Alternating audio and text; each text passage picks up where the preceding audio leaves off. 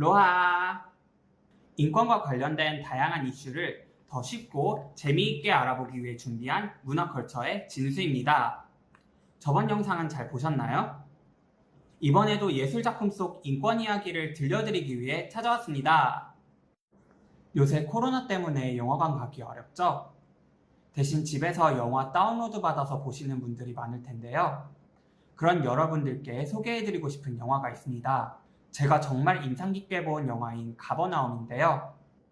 가버나움은 많은 영화제에서 상을 받아 작품성을 인정받았고 실제 난민 아동을 캐스팅해서 많은 이슈가 된 영화입니다. 실제 난민 아동 그리고 실제 레바논 슬럼가를 배경으로 했기 때문에 우리 현실 속에도 존재하는 이야기라 할 수 있어요. 먼저 간단한 줄거리를 말씀드리면 난민 아동 자인이 자신을 태어나게 한 부모를 고소한다는 내용의 이야기입니다.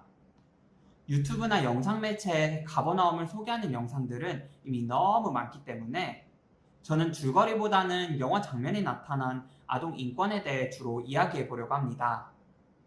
그 전에 우선 아동 인권이 정확히 어떤 것인지에 대해 알아봐야겠죠?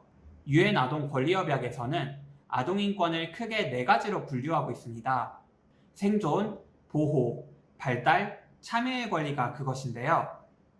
영화 장면을 통해서 4가지 권리를 하나하나 살펴보도록 하겠습니다.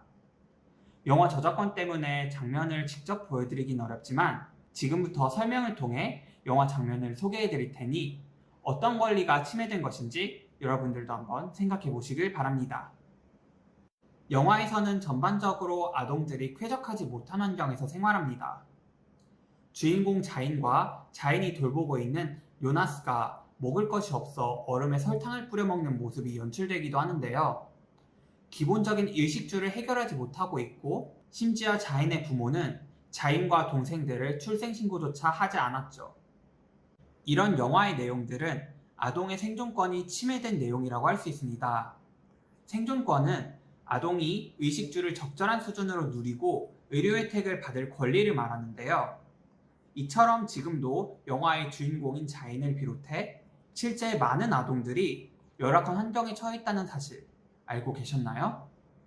또 발달 시기의 아동들은 신체적으로 또 정신적으로 상처를 입기도 하는데요.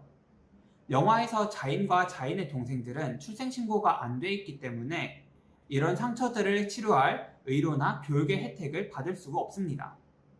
이 문제는 특히나 난민 아동들에게 많이 발생하는 문제예요. 기본적인 생활을 할 권리조차 보장되지 않는다면 아동들은 어떻게 살아갈 수 있을까요? 우리는 아동의 생존권 보장을 위해 무엇을 할 수 있을까요? 또 가버나움에서는 아동이 교육받지 못하고 열악한 노동 환경에 처한 모습을 자주 볼 수 있습니다.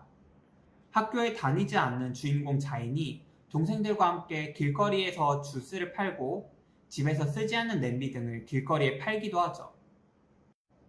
이런 모습들은 바로 아동의 발달권이 침해된 사례입니다. 발달권은 개인의 잠재 능력을 최대한 발휘하는 데 필요한 권리인데요. 교육받을 권리, 여가를 즐길 권리가 이에 속하죠. 영화 속 아동들은 학교에 가지 못하고 길거리에서 노동을 하고 있습니다. 자신의 잠재 능력을 발휘할 발달권을 침해당하고 있는 것이죠. 비단 영화 속 이야기만이 아닙니다. 현재에도 세계의 많은 아이들이 교육받지 못하고 노동 환경에서 일하도록 강요받고 있습니다. 우리 아동들이 위험한 노동 환경에 노출되지 않고 교육받을 수 있도록 어른들의 관심이 필요하겠죠? 다음 권리로 넘어가 볼까요?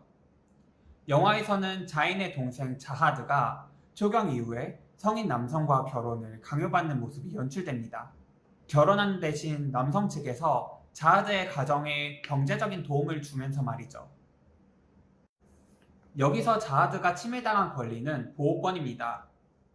보호권은 모든 형태의 학대와 방임, 과도한 노동, 약물과 성폭력 등 어린이에게 유해한 것으로부터 보호받을 권리를 말하는데요. 자인의 동생 자하드는 어린 나이임에도 임신이 가능하다는 이유로 성인과 결혼하게 됩니다.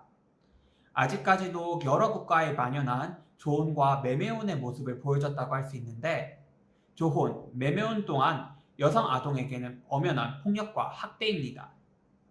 특히 아동의 보호권은 우리나라에서도 많은 논의가 되고 있습니다. 아동학대가 바로 보호권이 침해당한 경우인데요. 최근 충격적인 아동학대 사건들이 발생하면서 아동의 권리에 대한 목소리가 커지고 있습니다. 아동의 권리를 위해서는 시간이 지난 후에도 법안과 정책이 어떻게 시행되는지 꾸준한 관심을 가질 필요가 있겠죠? 마지막으로 남은 권리는 참여권입니다. 참여권은 자신의 생활에 영향을 주는 일에 대하여 의견을 말할 수 있어야 하며 그러한 의견들이 존중받아야 할 권리인데요. 지금까지 짧게 말씀드렸던 영화 내용들 또한 전부 아동의 참여권이 침해당하는 장면이라고 할 수 있겠습니다. 영화 속 아동들은 가정 내에서는 부모들에 의해, 길거리에서는 사회와 어른들에 의해 존재와 의견이 무시당하고 있기 때문이죠. 영화 가버나움을 통해 4가지 아동 권리들을 살펴봤는데요. 여러분 어떤 생각이 드셨나요? 영화 속 몇몇 장면들만을 언급했지만 이외에도 직간접적으로 아동의 권리가 침해되는 장면이 많이 연출됩니다. 이렇게 가버나움은 우리에게 많은 생각할 거리들을 던져주는데요. 부모로서, 아동의 보호자로서 책임을 생각해 보게 되죠. 영화에서 자인이 자신을 태어나게 한 부모를 고발하는 건 무책임하게 아이를 낳는 부모들과 아이들이 거리에서 노동을 하고 조언으로 팔려가도 어쩔 수 없다는 어른들, 더 나아가 사회 전체에 대한 고발이기도 합니다. 이 영상에서는 주로 아동인권에 대해서만 다뤘지만 가버나움은 이외에도 여성, 난민 등 여러 사회적 소수자들의 인권을 생각해 볼 수 있는 영화입니다. 따라서 가버나움을 아직 안 보신 분들이 계시다면 시간 내서 보시는 걸 적극 추천드립니다. 법정에서 하는 자인의 말을 마지막으로 이 영상을 마치겠습니다. 지금까지 영상 시청해주셔서 감사합니다. 또 봐요. 로바.